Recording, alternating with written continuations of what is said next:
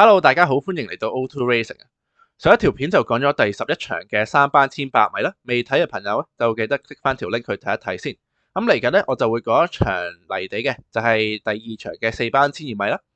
喺節目開始之前咧，就想大家俾翻個 like 啦，同埋訂閱我個 channel 啊。咁事不宜遲，我哋而家開始講馬啦。咁我哋望一望呢場嘅步速方面先。咁2號嘅常常發財咧，我估應該會係放嗰隻啦。咁另外跟嘅馬咧，應該會係5號嘅贏得自然啦，11號嘅飛雲啦，9號嘅宜昌精神。咁1號嘅馬前子咧，上次排咗個10檔外檔咧，都可以跟前望空3碟咁樣走嘅，咁都走得唔錯嘅嗰個勢。咁另外3號嘅紅衣醒目咧，今場應該係熱門嚟㗎啦。咁今次排咗個2檔咧，配潘頓，咁應該可以守翻啲中間少少嘅位置嘅。咁另外咧，有一隻馬係可以炒我成個步速嘅，就係10號嘅自有心得啊。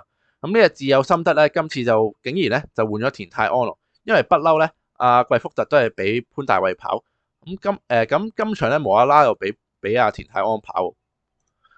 咁上一場咧，呢隻自有心得出閘咧係唔錯嘅，咁不過潘大衛又冇意欲咧，就去即係拱隻馬去前面放啦，咁最後就留守咗喺啲5、6位嗰度，咁入到直路又唔係好多啦。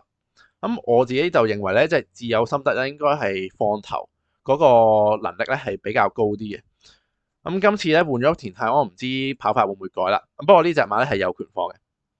咁所以步速方面咧，初步估計啦，咁就當佢正常先。咁我就揀一隻跑法比較彈性嘅馬先，可以跟亦都可以追嘅一隻馬，就係9號嘅宜昌精神啊。呢隻宜昌精神咧，季內已經出咗6場㗎啦。咁第一場就跑沙田嘅泥地啦，1200米，咁其餘都係谷草1200米㗎啦。咁今季咧，喺谷草1200米金城江咧跑過2次，咁2次都上名嘅。咁我覺得呢個人馬配搭咧係唔錯嘅。咁048場次咧都係第一次跑泥地啦，呢隻馬。咁我哋可以望一望，最緊要就係望佢個田速方面啊，就係藍衫子母嗰隻啦。咁佢係可以拍住咧入邊嗰隻開心5月走嘅，咁同埋可以黐住咧入邊嗰隻天天灑落，咁嗰隻天天灑落都係一隻子彈快馬嚟啊嘛，咁佢前段可以咁樣跟住佢咧跑咗差唔多200零米，可以跟到佢咁快咧，我覺得係唔錯嘅。咁呢場馬最後又輸咗啦，咁輸咗距離都比較遠啲嘅，咁有啲藉口嘅，咁例如佢跟咗個好快嘅步速啦，呢度見到前面嗰隻天天灑落咧喺度放得好快啊！咁而呢隻宜昌精神咧跟個位都比較前少少啦，咁就比較吃力啲嘅。咁而且咧佢個跑線咧正正就係跟住前面嗰隻天天灑落啦。咁呢隻宜昌精神咧個泥地性能咧其實驗證就唔係好足夠嘅。咁如果咁樣係咁食泥咧，咁對隻馬嘅發揮咧當然有好大影響啦。咁同埋呢隻馬係季內初出啦，咁啊狀態其實未十足嘅，大約6、7成馬咁樣就個狀態就一般般嘅啫呢一場。咁所以喺咁多嘅不利情況底下咧，隻馬可以即係跑得咁差咧都合情合理嘅。咁我就覺得可以抹咗呢場去啦，咁當試貨泥閘咁樣咯。咁另外之後佢跑嗰啲谷草咧都有一個唔錯嘅成績啦。跑完第一場之後咧，佢孭磅咧開始輕翻啦，孭翻130磅以下。咁跟住之後咧換咗麥道朗同埋潘頓之後咧，咁隻馬都係最多得個近字嘅啫。咁可能對啲馬嚟講咧，好似跑得太多季內，咁又跑到有少少滑咗牙咁樣，就唔係好夠新鮮感啦。咁今次沈集成部署隻馬嚟泥地跑咧，我覺得幕後嘅部署咧都幾有心意嘅。咁喺操練方面啦，咁上次賽前咧就12月尾跑噶啦，跟住咧沈集成就俾咗隻馬翻從化唞咗成個幾月嘅。咁中間就試咗課習啦，咁就都正常嘅，試咗課習。咁臨門咧就彈咗課草地啊，咁就金城江自己跳嘅。咁我覺得個誠意咧都十足噶啦。呢隻馬咧季內未交代啦，咁我相信咧沈集成應該好想幫呢隻馬去交代嘅。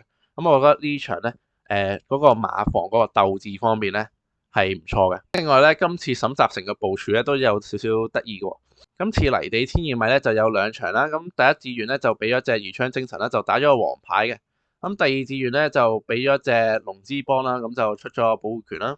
咁跟住跑開泥地而有成績嘅家家有福咧，就竟然走咗去跑長4班千二米嘅。咁而今次嘅4班千二米係冇拆組嘅，咁就冇俾牌嘅呢隻家家有福。咁我覺得咧，個馬房個重心咧係擺咗落泥地呢兩場嗰度。咁喺鬥志同埋狀態方面咧，呢隻馬都唔錯啦。咁最後就係個形勢同埋跑法方面啦。咁睇翻個速勢圖咧，呢隻宜昌精神就係可以守翻喺啲二搭跟前嘅位置度啦。咁我都好希望今次一個5檔咧，金城江可以好好利用啦。咁啱啱講到呢隻馬咧，泥地性能咧係未有驗證啦，甚至乎呢隻馬泥地咧應該麻麻地嘅。咁不過呢一方面咧係可以用跑法嚟到去克服嘅。咁首先沿途跟前啲咧，食泥都少啲啦。入直路之前咧就可以早少少望空，揾3位就去追啦。咁就唔使跟住前面啲馬就去食泥啦。咁變相咧就可以幫到呢隻馬咧個發揮。所以喺第2場嘅4班泥地1000米咧，就揀咗隻9號嘅宜昌精神先啦。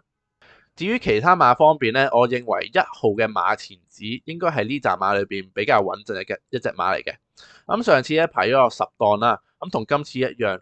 咁不過咧呢隻馬咧，上次沿途3碟望空跟前跑，咁都可以咧跑咗個第2名嘅。咁贏嗰啲係常常發財嚟喎，咁今次都會同場對壘啦。咁我認為呢隻馬咧，今次配咗紀仁安個機會咧，就會比較穩陣啲啦。咁紀仁安自己都有親操呢隻馬啦，咁我呢個馬房個戰意方面咧，就真係唔使懷疑啊。咁就一定去馬嘅。咁另外2號嘅常常發財咧，就有少少變數喎。今次就除咗個羊毛面箍咧，就初戴眼罩。咁呢隻馬咧，上次初跑泥地咧都 OK 喎，咁放喺前面嗰度都有個第3名。咁雖然輸嘅距離咧輸咗5個馬位都比較遠啲啊，咁不過始終都係初跑泥地咧，有個即係上名嘅表現咧都算 OK 啦。咁今次丁冠豪咧就換配備咧，咁擺明就係想隻馬集中少少嘅。咁另外3號嘅紅衣醒目應該係呢場馬嘅熱門嚟嘅。今次排咗個2檔，仲要配潘頓，真係好難熱喎。上次喺差唔多喺包尾嗰度追上嚟咧，咁個餘勢都相當之勁啊！我哋可以睇一睇呢場嘅賽事，睇下入直路咯。有福仲有小得啦，火燎原藍眼就盈盈。紅衫嗰隻咧，而家3碟即係望咗空啦。咁其實擺到明咧，潘頓係想隻馬咧一早望空呢隻馬咧係有1400米氣量啦。咁跑泥地咧亦都唔係特別耍家。咁所以咧一早望空3碟咁樣用力咧冇乜問題嘅，唔使食泥咁樣更加好啦。咁隻馬最後嘅衝刺咧都幾勁下，我哋可以望埋後邊嗰隻飛雲啦，藍衫黃帽嗰隻。咁其實咧佢入到直路嗰條跑線咧同埋前面嗰隻紅衣聖木差唔多。咁而且咧佢可以將嗰個紅衣聖木同埋飛雲嗰個距離係可以越收越窄嘅。咁我覺得呢隻飛雲咧，亦都可以真係睺一睺嘅。今次仲要排咗個1檔靚檔添。咁至於隻紅衣醒目咧，今次我覺得有少少疑點嘅。咁尤其是佢個2檔啦，其實未必對佢咁有利嘅。始終呢隻紅衣醒目咧，其實泥地性能咧係未曾驗證過嘅。咁排咗個2檔咧，會唔會沿途咧就守咗喺內欄嗰度就會食好多泥？咁我就唔清楚呢隻馬應唔應付到啦。另外就係呢隻馬個體重方面咧就跌咗18磅啊，咁唔知發生咩事啦。咁可能跑得多咗啊，或者佢去咗從化咁樣啦。咁不過呢個體重咧係今季最輕嘅，咁我覺得個體重方面係有少少唔尋常啦。咁加上咧今次又有換配備呢個變數咧，咁變相就有比較大嘅機會咧就會犯錯嘅。呢隻紅衣醒目係熱門嚟㗎啦，而且係一隻有能力嘅馬嚟嘅。咁馬房咧個鬥志亦都十足嘅。咁不過實在太多嘢考慮啦。咁所以呢隻紅衣醒目咧最多做保險腳嘅啫。咁至於4號嘅平天虹咧，我覺得呢隻馬係有少少暗牌嘅，有少少睇唔透啊。尤其是姚本輝咧轉去泥地跑嗰啲馬咧，通常咧都係有啲嘢睇嘅。咁呢隻平天虹咧就今季跑咗幾場啦，咁有一場咧跑1000米跑馬地係跑近嘅，跑咗個第4名啦。咁其實呢隻馬個能力應該係唔錯嘅，應該喺4班度咧好快會交到頭馬噶啦。咁只係咧要揾啱個路程咯。咁最近兩場咧就落咗4班啦。咁其實呢兩場咧好似即係跑咗個爆尾咁樣，不過兩場咧係基本上冇跑過。咁首先就係呢場啦，319場次就跑1400米呢隻馬，基本上長力方面咧，我覺得唔係好到嘅，暫時呢個現階段方面跑1000至1200米係最理想嘅。咁另外397場次咧，呢場又係跑包尾。咁不過咧呢一場咧，雖然佢排咗有4檔啦，咁不過文堅咧個發揮咧就比較隨意啲啊。咁沿途3碟咧，咁就蝕位無數，咁就最後跑咗包尾。咁今次咧換咗個配備喎，咁就重戴翻個開篷眼罩啦。咁上次賽前試嗰課習咧，正就係戴開篷眼罩試課嚟習，亦都係用文堅嘅。咁試嗰課習咧，亦都唔係特別曳啦，咁就冇乜特別啦，咁就不過不失咁解啦。咁我覺得呢啲馬又可以去即係留意一下先咯，就唔可以即係咁早去劃死呢啲馬嘅。有變數嘅呢隻4號嘅平天紅，而且係冷門。如果大家有注數嘅話咧，就不妨拖一拖。咁至於中間呢堆馬咧，5號至8號咧，我覺得就麻麻地啦。咁加上呢隻自有心得，我都係覺得一般嘅。同埋12號嘅競進皇駒，呢隻馬咧，我覺得可能5班見嘅啦。而11號嘅飛雲咧，咁啱啱我講紅衣醒目嗰場，我都有提及到啦。呢隻馬咧，上次嘅追勢咧係都唔錯嘅。咁上次排咗10檔啦，就被逼留咗喺包尾嗰度跑。咁不過衝上嚟咧都衝得唔錯。今次咧就煥然一新，就變咗個1檔咯。咁我覺得呢隻飛雲咧就可以考一考啊。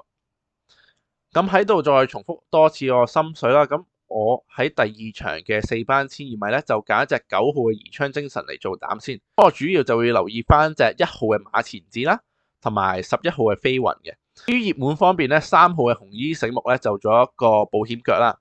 咁另外4號嘅平天紅咧就相當之暗牌嘅。咁大家如果有注數就可以拖埋一隻4號平天紅咯。咁如果大家要買3、4重彩咧，咁2號嘅常常發財都不妨拖一拖啊。